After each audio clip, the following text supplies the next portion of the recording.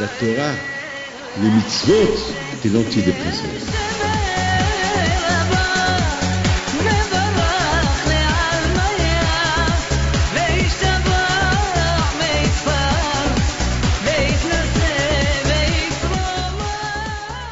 Shoot Moray Verabotai, le shoot Akadosh Baruch Hu. Après Purim, on se sent des gens un peu libres, indépendants. Il faut savoir une chose, que la raison que Akadosh Baruch Hu, il a créé le monde qui soit tiv'i, qui soit naturel. Akadosh Baruch Hu, il a créé un monde que tout doit continuer normalement. C'est-à-dire, regardez, il y a beaucoup de gens qui me posent la question, pourquoi Akadosh Baruch Hu, le Shabbat, il travaille? Je dis quoi? Hachem, il travaille le Shabbat? Il me dit oui. Comment il travaille le Shabbat? Il me dit, parce que Akadosh Baruch Hu, il y a la pluie le Shabbat. Le monde, le Shabbat, c'est Hachem qui maintient le monde. Alors ça veut dire que le bon Dieu, d'un côté on nous dit que l'Hachem, il se repose le Shabbat, et de l'autre côté on dit que Hachem, il y a la pluie qui fait tomber la pluie, c'est Hachem. Il y a l'air, il y a les vagues. Vous savez que tout ce qui pousse, vous voyez de l'herbe qui pousse, ben c'est le malach pour chaque herbe. Il y a un malach, il y a un ange qui lui dit pousse. Alors ça veut dire que il y a un problème. Il y a un problème. Si on dit que le monde y tient avec la bouche d'Hachem, alors ça veut dire qu'Hachem travaille le Shabbat. Alors nous, on n'a pas le droit d'allumer, nous on n'a pas le droit d'éteindre, et lui il allume le soleil. C'est lui qui maintient le soleil. Parce que le soleil c'est Hachem. Il dit pas au soleil, maintiens-toi, il va pas se maintenir. Alors, comment vous répondez? J'ai pas beaucoup réfléchi. Je dis, vous avez entendu sur la montre du Shabbat? C'est quoi la montre du Shabbat? Il y a un programme. Le programme, il y a quelques années, on ne pouvait pas imaginer c'est quoi un programme. Programmer quelque chose et qu'il va fonctionner tout seul. Ça n'existe pas. Il y a un programme. Par exemple, chez nous à la maison, le Shabbat, il y a un programme qu'on met, la lumière à la minuterie du Shabbat, et on calcule à quelle heure il doit s'éteindre, à quelle heure il doit s'allumer, à quelle heure il doit s'éteindre. Il y a Akadosh Baruch Hu, il a créé le Teva, il a créé la nature. C'est vrai que Hachem, c'est lui le roi. C'est lui le roi. Mais Akadosh Baruch Hu, lorsqu'il a créé le monde, il a parlé avec ce monde. Il leur a dit, voilà, à partir de maintenant, voilà, sur mon ordre, vous allez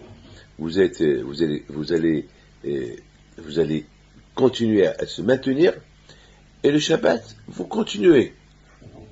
Il ne faut pas s'arrêter. Ça veut dire que Akadosh Baruch Hu, c'est lui qui maintient le monde, mais Akadosh Baruch Hu, il a fait un programme. Il a parlé, Akadosh Baruch Hu, il a parlé à la pluie. Lorsque le monde, il a besoin de la pluie, vous tombez. Tu tombes. Lorsque le monde, il a besoin de la pluie, tu tombes. Quand par exemple, il y a des portes automatiques, dès qu'on arrive à cette porte-là, déjà la porte elle s'est ouverte. C'est même pas la peine de la pousser pour l'ouvrir, elle s'ouvre. Il y a des lumières automatiques. Lorsque tu marches par terre, quelque part, la lumière elle s'allume déjà. De même, la pluie, elle sent lorsque le monde il a besoin de la pluie. Et lorsqu'il a besoin de la pluie, que ce soit Shabbat ou pas Shabbat, au Kippour, elle va tomber la pluie. Mais, donc Yad Shema, on dit quelque chose. Donc Yad Shema, on dit, c'est extraordinaire, 3 fois par jour, donc Yad Shema, on dit, et si vous suivez les principes de la Torah, alors Akadosh Baruch Hu te donne la pluie en abondance. Sinon, si vous ne respectez pas, donc il n'y aura pas la pluie. Donc ça veut dire que la pluie, il peut ne pas avoir la pluie même pendant la semaine, même pendant la période de l'hiver, même pendant la période de la pluie, il peut ne pas avoir la pluie. Hachem Yishmor, si on ne respecte pas la Torah. Donc ça veut dire qu'Akadosh Baruch Hu, il a créé un automatisme dans la création du monde. Ça veut dire que vous, il y a Teba. La Teba, c'est la nature. Le Teba, c'est la nature. Et j'ai vu dans un livre qui dit que le mot nature, Teva, c'est les mêmes lettres de Elohim, le nom d'Hachem. Alors pourquoi c'est Elohim? Pourquoi la nature, elle porte dans la nature le nom d'Hachem, Elohim? Pour te dire que la nature, en principe, elle doit se maintenir. Beaucoup des fois, malheureusement, même lorsqu'on n'est pas bien, même lorsqu'on n'est pas dans le bon chemin, Akadosh Baruch Hu dit à la nature continue. Il y a d'un côté, il y a la rigueur, il y a les nerfs, parce qu'il y a deux noms de Dieu. Il y a un nom de Dieu qui s'appelle Hachem, qui est miséricorde, ou bien Elohim, c'est la rigueur. Que voulez-vous? Parce que le monde, il n'est pas bon, vous voulez que Hachem détruise le monde à cause de quelques personnes. Il s'énerve, mais quand même, il dit à Hachem à la nature continue, maintiens-toi. C'est pas possible, il peut pas. Vous savez, il y a une Gemara qui me fait de la peine. Et le Gemara qui raconte que Titus, lorsqu'il a voulu détruire le temple, au départ, il avait peur de le détruire. Et à la fin, il s'est pris du courage pour le détruire. Et nos sages, ils racontent que lui, dès Titus, il est rentré au temple. Il a pris un Sefer Torah. Il a été allé par terre. Il a porté une femme, une prostituée. Il a été avec elle, dans le Beth Amikdash, sur le Sefer Torah, et après, il a tué la femme, et il a déchiré le Sefer Torah. Je vous donne la parole d'honneur. Lorsque j'ai lu ça, ça m'a fait de la peine. J'ai dit, quand même, Hachem, comment tu as pu laisser un être humain, ce Titus-là, faire une chose horrible. Je comprends qu'il détruit ton temple. Tu as voulu qu'il le détruise. Mais ton temple, qu'il est le saint des saints, qu'il apporte un Sefer Torah, il viole une femme sur ce Sefer Torah. Et après, je ne sais pas s'il a tué ou pas, mais il a été avec elle là-bas. Et après, il déchire le Sefer Torah et il dit au bon Dieu, alors où tu es? Mais comment Hachem? Pour moi, David Pinto, c'est dur pour moi de lire ça. Comment toi, Hachem, tu as pu accepter une chose pareille? Mais comment? Et finalement, après, je me suis calmé. Vous savez pourquoi je me suis calmé? J'ai dit, David, je suis en train de te poser des questions sur le bon Dieu. Mais attends, mais pose-toi des questions sur autre chose. Et j'ai commencé à réfléchir. J'ai dit, par exemple, dans le Sefer Torah, qu'est-ce qu'il y a dans le Sefer Torah? Ne pas faire ceci, ne pas faire cela, ne pas faire... Par exemple, dans le Sefer Torah, c'est écrit, il y a des lois dans le Sefer Torah. Le Sefer Torah, c'est le livre des lois. Par exemple, il y a une loi qui dit, il ne faut pas aller avec une femme nida. Une femme qui est nida, il ne faut pas y aller avec elle. D'accord? Il ne faut pas y aller avec elle. Par exemple, la Torah te dit, ne va pas avec ta mère. Alors, vous allez me dire, qui va avec sa mère? Bien sûr, c'est quelque chose qu'on ne peut pas imaginer que quelqu'un va avec sa mère, ou quelqu'un va avec sa sœur. Mais, malheureusement, on a entendu des cas. C'est pas beaucoup de cas, mais on a entendu. On a entendu des cas des hommes. Il y a des hommes qui ont été avec leur sœur. Et même, j'en connais un cas terrible, qu'un monsieur, sa sœur, elle est mariée, et il continue à la violer. Et c'est sa sœur. Et lui n'est pas marié. Alors j'ai dit, mais t'es folle. Il me dit, il me fait peur. Il me menace avec un couteau. C'est de la folie. Pour vous dire. Et ce monsieur, c'est un ingénieur. Un monsieur intellectuel. C'est pas un monsieur qui est fou. D'ailleurs, n'oubliez pas que, quelque part, j'ai pas le droit de dire dans quel état, quelque part, il y a certains états, je peux pas vous dire où, que les enfants vont avec leur mère. Pour vous dire que, n'oubliez pas une chose, que avant que la Torah elle a interdit ces relations, à l'époque c'était permis. Pas la mère, non. Mais à l'époque, il y avait des gens qui se mariaient avec leurs sœurs. À l'époque. Bon, maintenant c'est pas hygiène, c'est dangereux, à cause de l'ADN, c'est très dangereux, c'est pas bien le sang de famille, il peut, hein? Oui, c'est très dangereux même. Mais à l'époque c'était permis. Bon, la Torah, mettons, la Torah elle a interdit toutes ces choses-là. D'accord? Alors maintenant, imaginez-vous une chose. La Torah elle dit par exemple, ne va pas avec la femme Nida. Alors quelqu'un qui va avec la femme Nida, ça s'appelle quoi? Ça s'appelle comme s'il a pris sa femme et l'a couché avec elle sur un Sefer Torah. Parce que la Torah, elle te l'interdit. Et toi, tu le fais. Donc ça veut dire que, par exemple, quelqu'un qui fume Shabbat. Mais en fumant Shabbat, il est en train de brûler le Sefer Torah. Parce que, on ne peut pas imaginer quelqu'un qui brûle un Sefer Torah. Mais il y a une manière comment tu peux brûler un Sefer Torah. En fumant Shabbat. Tu fumes Shabbat, tu es en train de brûler. Pourquoi? Parce que la Torah est interdite de fumer Shabbat. La Torah est interdite de fumer Shabbat. Donc, en fumant Shabbat, tu es en train de brûler un Sefer Torah. Donc, et malgré tout, on a vu que le bon Dieu, il maintient le monde. Vous imaginez combien des Juifs, combien des gens, et ils fument Shabbat, et ils font pas Shabbat, et ils mangent taref, et ils font des bêtises. Ça veut dire comme s'ils brûlent, complètement ils le brûlent. Et sa chef, il a détruit le monde. Hein? Non. Donc ça veut dire que même dans la rigueur, Akadosh Baruch Hu, il maintient le monde. Pourquoi? Justement, écoutez bien ce que je vais vous dire. Justement, à cause de ça. Parce qu'Akadosh Baruch Hu, il a dit, si le monde, il va dépendre de moi, dès que je vais avoir quelqu'un qu'il faut, il faut que je tue. Il faut que je punis. Alors Akadosh Baruch Hu, il a fait que le monde, il se maintient en automatique. Le monde, il se maintient en naturel. C'est extraordinaire. Le monde, il se maintient en naturel. Maintenant, ça veut dire, il y a ce qu'on appelle la nature. La nature. C'est pour ça qu'on dit, Teba. Teba, c'est la nature. Akadosh a créé le monde avec un Teba qui se maintient tout seul. Et pourquoi Akadosh a voulu? Mais, il y a toujours le nom de Dieu. C'est-à-dire que, parce que la nature, écoutez bien ce que je vais vous dire. Vous savez que la nature, parfois, elle ne veut pas respecter. Parfois, la nature, elle veut pas, elle dit comment je vais faire profiter ce monsieur-là qui va contre Dieu. Donc la nature, elle s'énerve. Alors il y a le nom d'Hachem qui s'appelle Elohim, qui est à la rigueur, et il dit, moi si je suis en colère, mais continue. Mais continue, fonctionne. Continue. Parce que moi je suis en colère, et toi tu peux fonctionner, c'est la fin du monde. Tu perds, je perds.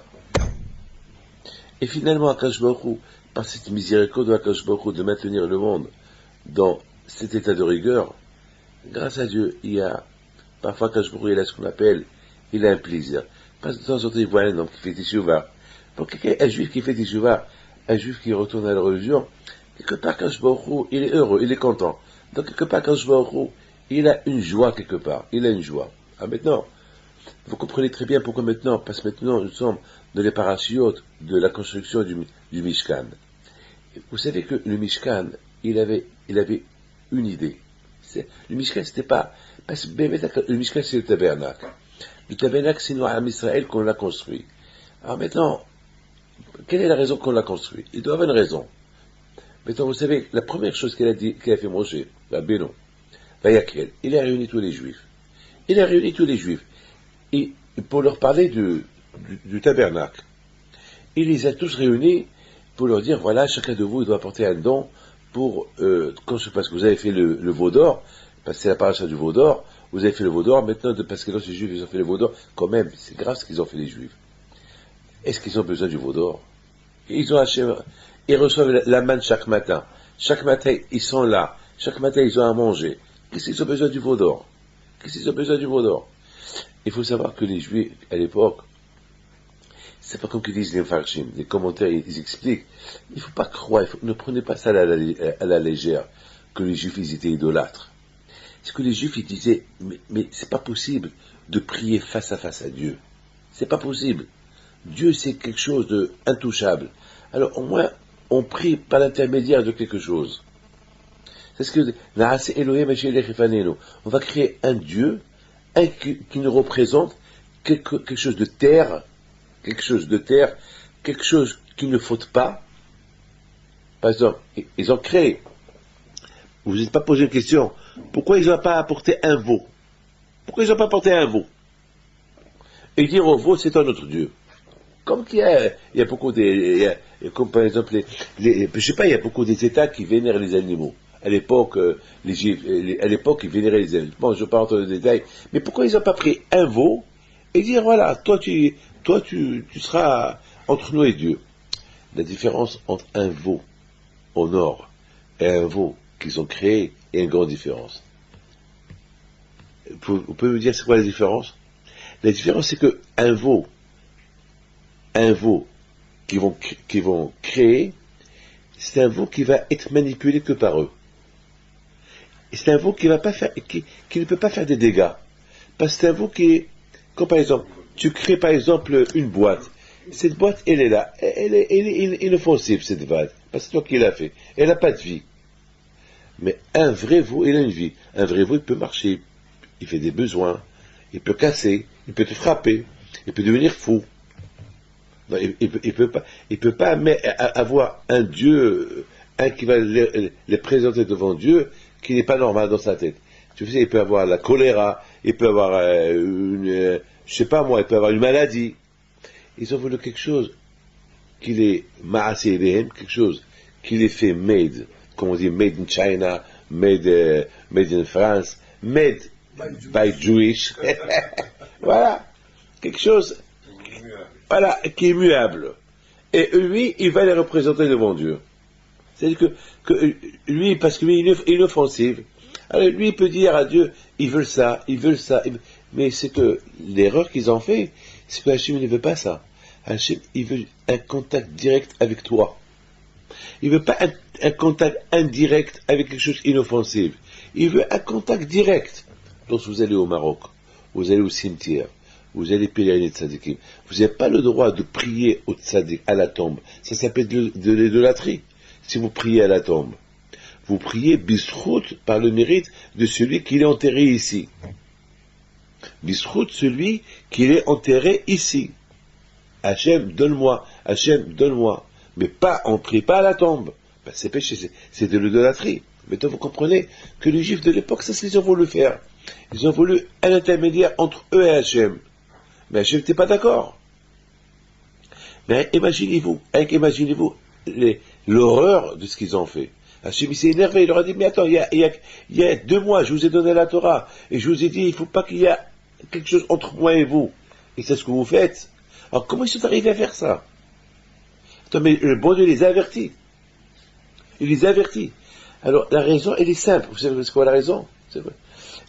Parce qu'ils ont dit, mais la nature, elle vit, Hachem a donné à la nature à fonctionner seule. Alors, vous avez compris, ils ont dit, la nature, Akadosh Baruch Hu, il a fait que la nature, elle fonctionne toute seule. Il dit, la nature, c'est la nature, mais nous, les êtres humains, Hachem, il veut qu'il ait un contact direct avec nous, mais il se peut que nous, on n'est pas des méritants. La nature, elle est méritante, parce que la nature, elle n'a pas de Sahara. Mais nous, la nature, on a le Sahara, puisque nous, la nature, nous, on n'est pas la nature, parce que, à Israël, on dépend d'Hachem. La nature, elle n'a pas de Sahara, mais nous, on a le Sahara. Donc, puisque nous, on a le Sahara, c'est mieux qu'on dépend de la nature qu'elle n'a pas de Sahara. C'est mieux que nous, on dépend de la nature qu'elle n'a pas de Sahara, que elle va aller plaider pour nous chez Hachem. Ce qu'on demande à Hachem à l'intermédiaire de la nature, elle va demander à Hachem, elle va nous mettre en contact avec Hachem. Je répète encore. Eux, ils se sont dit, nous, on est des êtres humains. Ou nous, on a le Sahara. Et ce Sahara que nous avons, il peut nous empêcher d'avoir un contact direct avec Hachem. Tandis que la nature, qu'elle n'a pas de Sahara, si on se met en contact avec elle, qui n'a pas de Sahara, et qui n'a pas de mauvais penchant, elle est plus pure, Hazak. Elle est plus pure que nous, puisqu'elle est plus pure que nous. À travers elle, on peut aller elle peut intercéder auprès d'Hachem. C'est beau ça, hein? Regardez, mais Akash Baruch Hu n'était pas content. Quand je regarde, il dit, ben justement, c'est ça votre travail. Le travail, c'est d'être en contact direct avec moi, avec le Yetzirah, en combattant le Yetzirah. C'est trop facile. C'est comme un bébé. Un bébé, il crie, il pleure, et on lui donne à manger. La Chokhma, elle est que ce bébé, il va se lever lui-même, et aller chercher à manger. Je comprends, il est bébé, on peut rien dire. Mais une fois qu'il est grand, il continue encore à pleurer. Maman, je veux manger. Nalbouk, lève-toi, va manger. Tu as 10 ans, va manger, qu'est-ce que tu me réveilles en pleine nuit? Vous comprenez? Donc, vous comprenez, c'est ça l'erreur. C'est ça l'erreur qu'ils ont fait, et c'est là que Hachem, et c'est un peu une erreur. Il y a un monsieur qui vient chez moi, il y a quelque temps. Il fait des bêtises. Il fait des bêtises avec une autre femme. Je lui dis, mais je te comprends pas. Tu mets les tefilines. Je sais pas, tu pries, tu fais Shabbat. Mais en plus, une femme laïstar, une femme qui n'est pas bien. Une femme qui n'est pas bien. Une femme qui va avec tout le monde. Elle travaille avec lui. Je sais comment je peux faire les choses. Il me dit, c'est dur pour moi. Je dis, comment c'est dur pour toi? Je dis, tu n'es pas un homme, je lui dis. Oui, c'est dur pour moi. Je lui dis, je te comprends pas. Alors pourquoi c'est pas dur pour toi de prier à Hachem? Pourquoi c'est pas dur de ne jamais rater la prière le matin? Pourquoi c'est pas dur pour toi de faire Shabbat? Pourquoi c'est pas dur pour toi que tu voles pas? Et ça, c'est dur pour toi. Pourquoi c'est dur pour toi? Mais ça pouvait ne pas être dur pour toi. Mais pourquoi c'est dur pour toi? Et je racontais l'histoire de ce médecin-là. Ce médecin qui travaillait, c'est un de mes élèves, qui était stagiaire à l'hôpital, et que, au milieu de la nuit, il a pris une pause pour aller se reposer 1 heure, au milieu de la nuit, il sent une femme qui rentre dans son lit. Une femme qui est tombée amoureuse de lui, une femme malade de l'hôpital. Elle rentre dans son lit. Alors, lui, il sent qu'il y a quelqu'un dans son lit, quelqu'un qui n'était pas habillé. Vite, il la regarde, il la reconnaît, il sort du lit, il se jette, et il a trouvé que la porte était fermée parce qu'elle a fermé la porte à clé, elle a pris la clé, et il s'est jeté par la fenêtre. 2 étages. Pour ne pas frotter avec elle. À quoi il pensait? Il pensait à moi. Elle dit, mais comment? Rabbi David, par le mérite de Rabbi Haim Pinto, il a prié pour moi que je réussisse mes études. Et que voilà, grâce à Dieu, j'ai été choisi à être parmi ceux qui ont réussi à être dans l'avenir un médecin. Comme ça, je vais commencer ma carrière.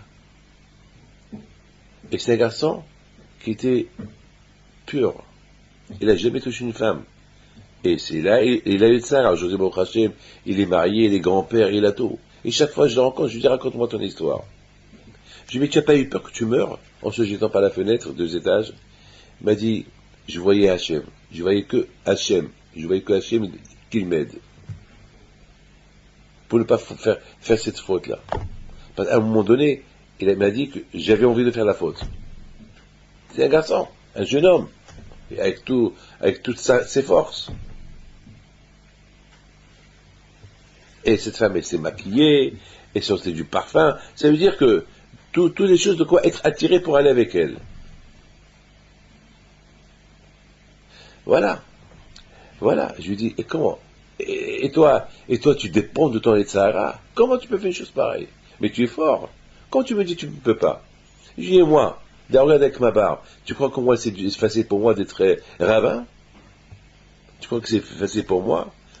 C'est dur pour moi aussi de me priver de ça et de ça. Mais je suis un homme, je suis fort. Je ne peux pas être fort dans une chose et faible dans une autre. Et lorsqu'on est fort, on est fort pour tout. On ne peut pas être fort pour lever un poids, et on n'est pas fort pour lever un autre poids. C'est le même poids. Le Yetzirah, c'est le même Yetzirah qui s'habille dans chaque faute. Le Yetzirah, c'est le même Yetzirah. Vous comprenez? Hachem, il nous a donné une indépendance qu'on ne dépend pas du Yetzirah. Une indépendance. Il ne faut pas qu'on dépende du Sahara qui nous pousse à faire des bêtises. Non, je suis indépendant. Non, je ne veux pas la faire, cette bêtise-là. Alors, imaginez-vous que si les Bnei Israël, ils devaient être liés, que leur prière chez Hachem, ils doivent passer par l'intermédiaire de quelque chose de pur, comme un veau d'or, alors ça veut dire qu'ils vont être dépendants. Ils vont dépendre du veau d'or pour prier à Hachem. Et Hachem, il veut qu'on soit indépendant. Indépendant. Et depuis la création du monde, Hachem il a donné une indépendance à la création du monde. Voilà. Maintenant, Hachem il a créé un teva, une nature dans le monde, qu'elle soit indépendante. Que Hachem mais bien sûr, entre guillemets, elle dépend d'Hachem. Mais Hachem il leur a dit, voilà, vous êtes indépendant, et Hachem il a même ces deux noms qui les surveillent. Le nom miséricorde et le nom Elohim, Hachem la rigueur. Allez, vous êtes indépendant. Maintenant, vous comprenez très bien que Hachem, lorsque les ils ont fauté. Écoutez bien ça. Hachem était obligé de leur dire, maintenant, il faut maintenant faire un Mishkan, un tabernacle. Pourquoi? Parce qu'au moins le Mishkan, il va vous rappeler que vous êtes des gens indépendants.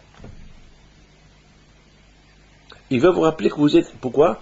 Parce que Hachem, il a dit, vers ce Mishkan, vous allez me créer un tabernacle et je vais résider en vous. Ça veut dire, le fait que je vais résider en vous, donc vous n'avez plus besoin d'intermédiaire. Je suis en vous. Qu'est-ce que vous avez besoin d'un intermédiaire? Je suis en vous.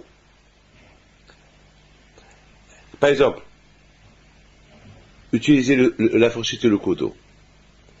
C'est pas peine que, et vous êtes adulte, c'est pas peine que votre maman et vous coupe la viande avec le couteau et la fourchette, puisque vous avez votre main, vous avez votre propre main, vous êtes indépendant. Vous êtes indépendant. Akadosh Baruch Hu, il a dit voilà, on va créer, je vais que vous créez, construisez-moi une maison qui vous rappelle que je réside en vous. Pour ne pas dire, ah, je savais pas. Voilà, le Beth Amikdash, le Mishkan qui vous rappelle que vous êtes indépendant. Vous ne dépendez pas de quelque chose d'autre. Vous êtes indépendant. Parce que, c'est comme par exemple, je vous fais un signe et je vous dis, lorsque vous voyez ça, rappelez-vous que je suis là. Quand par exemple, je sais pas moi, il y a par exemple, le tzitzit. Pourquoi il a voulu qu'on mette tzitzit?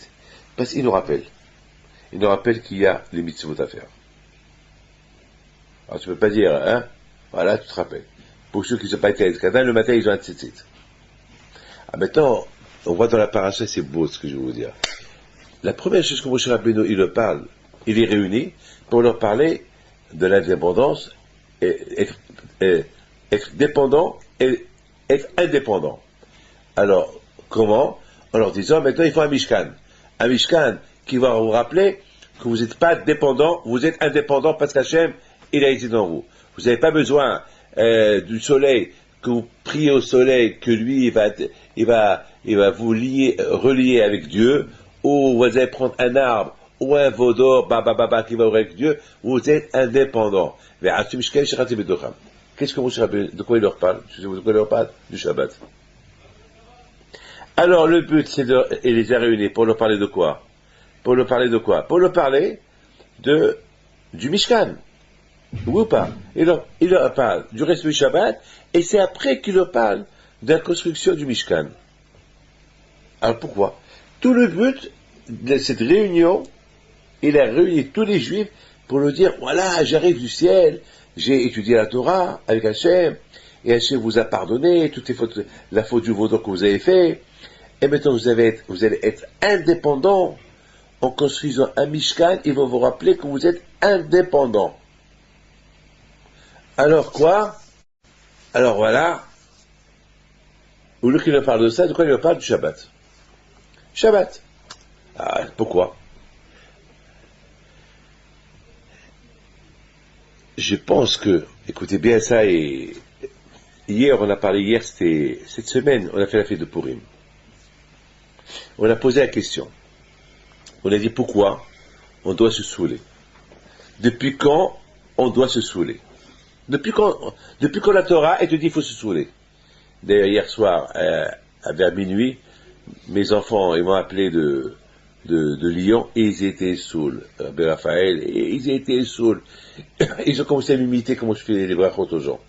Il y a un soulard, un qui s'est saoulé, David Choukroun, et il a commencé à m'imiter, il a commencé à me bénir, il a commencé à parler comme moi. Et lui, il s'est imité.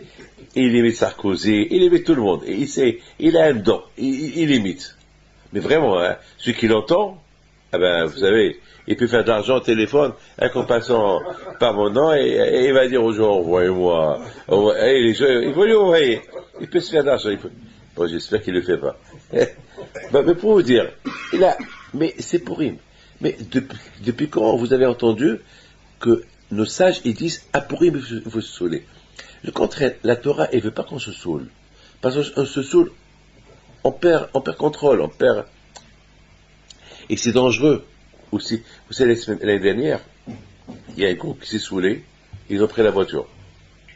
Et vraiment, ils ont fait des bêtises. J'aurais crié, vraiment. Parce qu'ils m'ont appelé, ils étaient contents de m'appeler.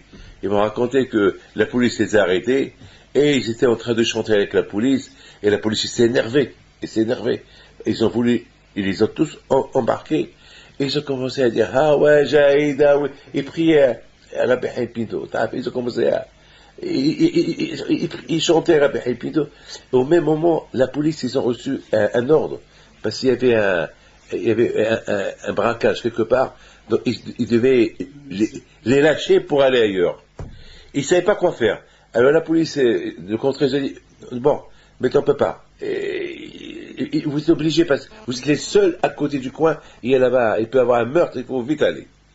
C'est la folie. Mais j'aurais crié. Moi, j'ai fait la place du policier. J'aurais dit, c'est péché ce que vous avez fait. Vous auriez pu tuer quelqu'un. Et là, vous auriez pu avoir ça dans votre cause. Il faut boire modérément et ne pas prendre la voiture. Et ceux qui prennent la voiture, il faut quelqu'un qui n'a pas bu. C'est très dangereux. Et même la boisson. Mais lorsque la Torah dit de boire, il faut boire. Pas avec modérément, pas. Maintenant, mais le fait que la Torah, elle nous dit de boire et de se saouler, c'est quelque chose que je ne comprends pas. Depuis quand? Depuis quand? Alors, j'ai pensé, j'ai dit que à Purim, c'est la fête de l'indépendance. Parce qu'on dit que la fête d'indépendance, c'est Pessah. Bon, Pessah, c'est la fête d'indépendance, mais on ne sent pas la vraie indépendance. On dit, Hayab Adam, la haute station, chacun doit se sentir qu'il est indépendant. Mais vraiment, on ne sent pas l'indépendance à Purim. À Pessah, pardon. Ça va, on fait Pessah, mais on ne sent pas la vraie indépendance.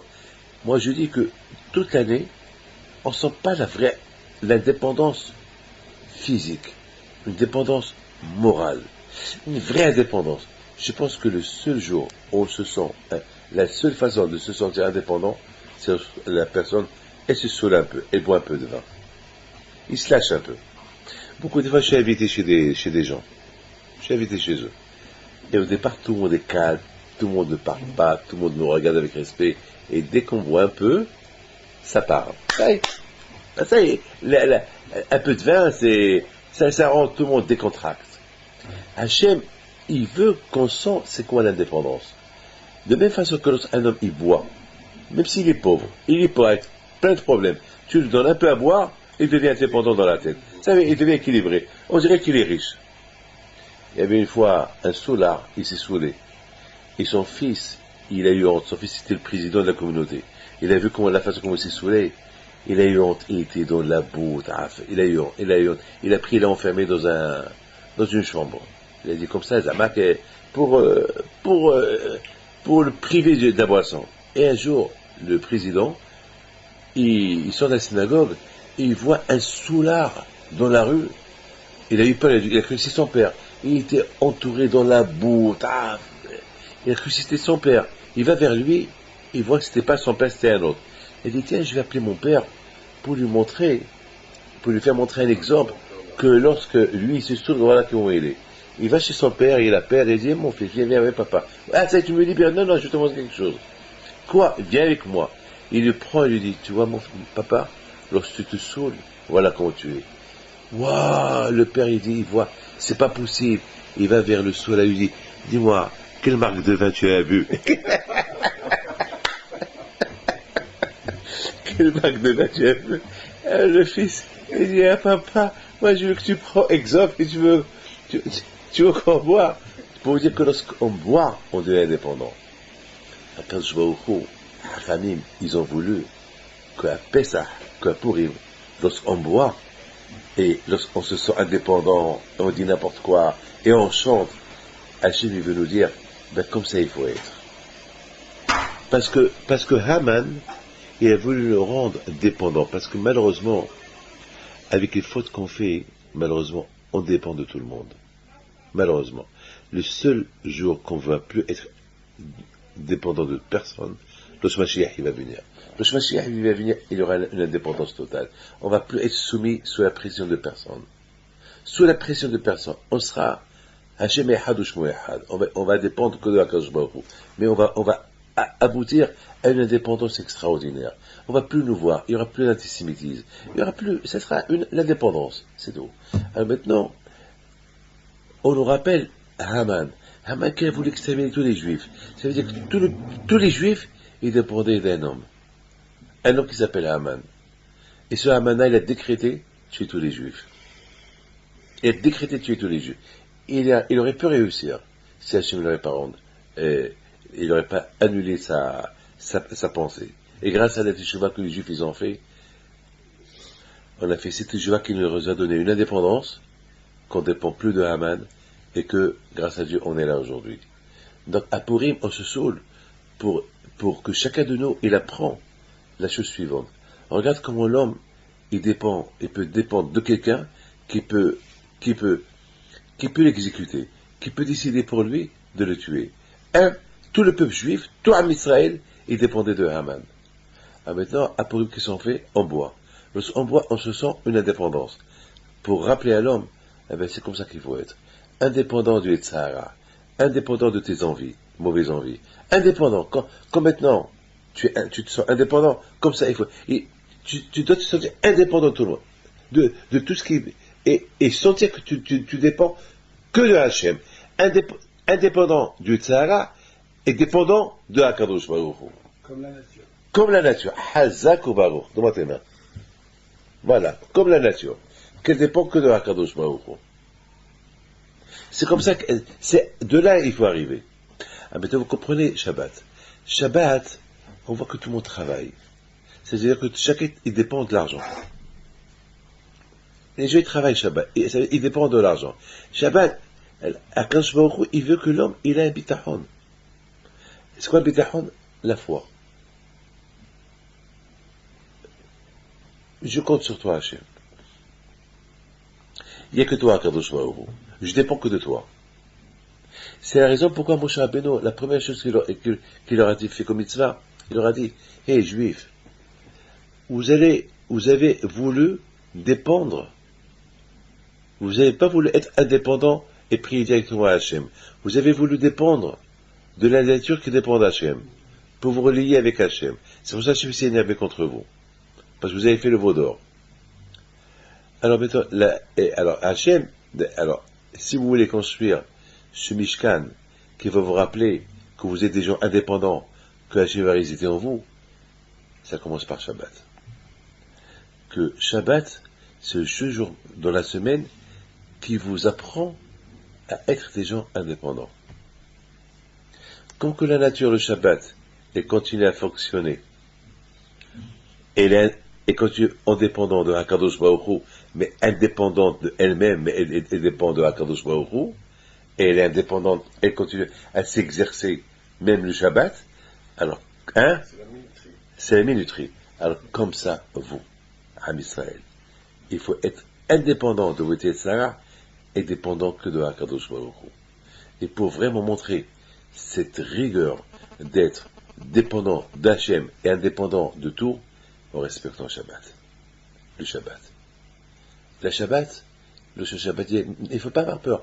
Le Shabbat, il est d'un côté indépendant, parce que même Shabbat, la pluie, si elle doit tomber, elle tombe, mais en même temps, elle dépend de HaKadosh Baruch Hu.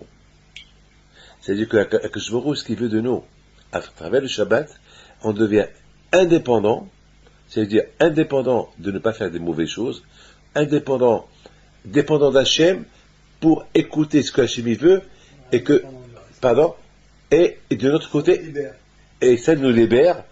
Et une fois que ça nous libère, cette dépendance que nous avons avec Akadosh Baruch Hu, alors on devient indépendant avec les choses de chaque jour de ce monde-là. Et je termine avec une chose que je vais vous dire. Pourquoi les tzadikim, comme cette semaine j'ai reçu, cette semaine il m'a raconté, il m'a raconté une histoire. Je fais l'histoire courte. Il m'a raconté une belle histoire. Il m'a raconté qu'une fois, il était presque paralysé du pied. Et tous les médecins lui ont dit, il faut faire une opération, il faut faire la prothèse. Et il était jeune, il avait que 40 ans, il est quoi, déjà à mon âge, je vais faire la prothèse. Et le pauvre, il était pas bien. Et il a été chez tous les médecins. Bon, à la fin, il marchait avec les béquilles. À la fin, il est venu chez moi.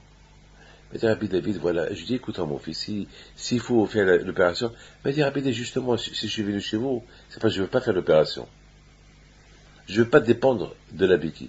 Je veux pas dépendre de la prothèse. Je veux être indépendant. Je veux marcher. Je dis, comment? Mais je sais. Mais ça fait longtemps, des mois que tu es presque paralysé.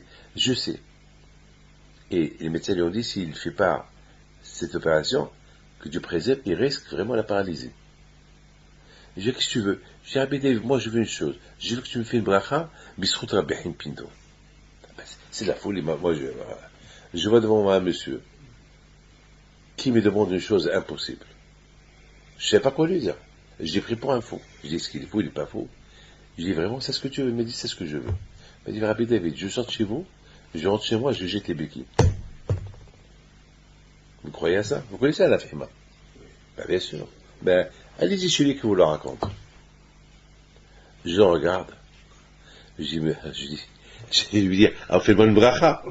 Fais-moi une bracha que, je sais pas moi. Ben, je sais pas comment il a fait. Mais il a Emouna.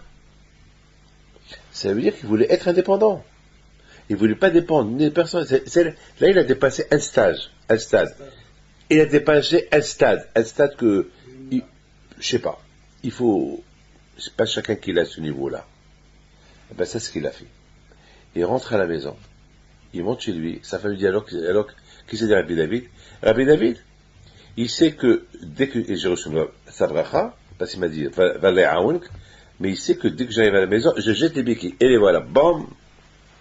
Eh ben, il a commencé à marcher. Il n'a pas fait de prothèse. Il n'a pas fait d'opération. Il est là. Voilà, il est là. Je dis, attends, mais l'opération, il m'a dit, il n'y a pas d'opération. J'ai une histoire pareille. Il me l'a raconté qu'hier. J'ai une histoire pareille, tu ne me l'as jamais racontée. Il m'a dit, parce que j'ai beaucoup des histoires avec Rabbi Pinto. J'ai plein. Cette histoire-là, c'est une des histoires. Et vraiment, après, il a commencé à me lâcher des histoires. Vous voyez, dépendant, indépendant.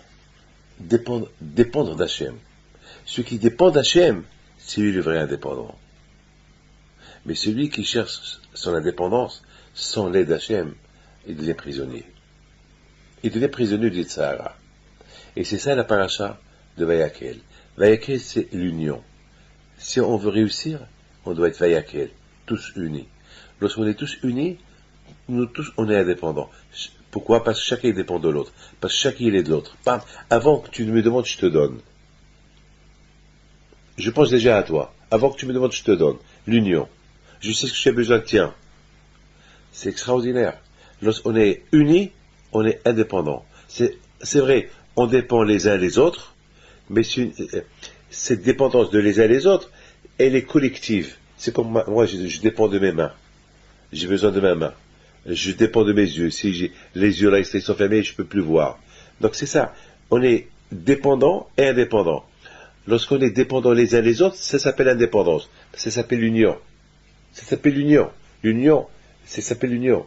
Mais lorsqu'on est indépendant, chacun est indépendant, c'est la désunion. Si chacun se sent indépendant, et lui il se sent indépendant pour lui, il s'en fout pas mal de l'autre. Mais lorsqu'on est dépendant, les uns des autres, et ça veut dire, mais collective, ça veut dire que avant que toi tu me demandes, je te donne. C'est pas que je dépends de toi, donne-moi. Il ne faut pas que j'arrive à te dire donne-moi. Il faut que toi tu me donnes avant que je te demande. Il faut que moi je te donne avant que je... C'est-à-dire que je sens que tu fais partie de mon corps. Je sens que tu fais partie de mes yeux, mes mains, ma bouche. Tu fais partie de moi. Je fais partie de toi. Je fais partie de lui. On se fait partie de nous. Ça c'est la vraie indépendance. Et c'est ça ce que Moshe Rabbeinu, il a voulu lancer comme message. Message, on est indépendant, mais qu'on dépend de HaKadosh Baruch Hu. On peut pas dépendre de quelqu'un pour arriver chez HaKadosh Baruch Hu. Non. On est indépendant pour arriver chez HaKadosh Baruch Hu. Première chose, le Shabbat, il nous rend indépendants. Lorsque le Shabbat, on respecte le Shabbat, on dépend pas. Lui, il ouvre, moi, j'ouvre pas, je vais perdre de l'argent, là. Oh là là. Quand je te dis, c'est pas beau. Allez, sois un homme indépendant, allez. Et l'habitation à HaKadosh Baruch Hu. Et c'est ça toute la paracha de, c'est ça, maintenant on n'a pas de Beth Amikdash, mais grâce à Dieu on a la synagogue, on a Ichilin, on a la prière, on a toujours les mitzvot qui nous relient les uns les autres, et pour se sentir bien indépendant. Et à Purim, une fois par an, on se sent vraiment indépendant. Le pauvre, il est indépendant de sa pauvreté parce qu'il se saoule, et le riche, il est indépendant à Purim, lorsque, avec toute la tzedaka qu'il a fait, et il dit, ah ben, j'ai bien fait de faire ce que j'ai fait, finalement. Il est indépendant de ce Sarah, qui lui dit, mais pourquoi tu as donné, c'est une fois, il y avait quelqu'un qui est venu chez moi, je lui donnais, il me semble, il y a un de mes enfants qui rentre, papa, comment tu l'as donné? Je lui dis, eh ben, je lui ai donné tant. Il m'a dit, papa, il fallait pas. Je dis, je sais. Il m'a dit, alors, papa, tu sais pourquoi tu l'as donné? Je sais. Il m'a dit, comment tu sais? J'ai dit, quelqu'un me l'a dit. Il fallait pas lui donner tant. Mais qui c'est qui? J'ai eu le Sahara.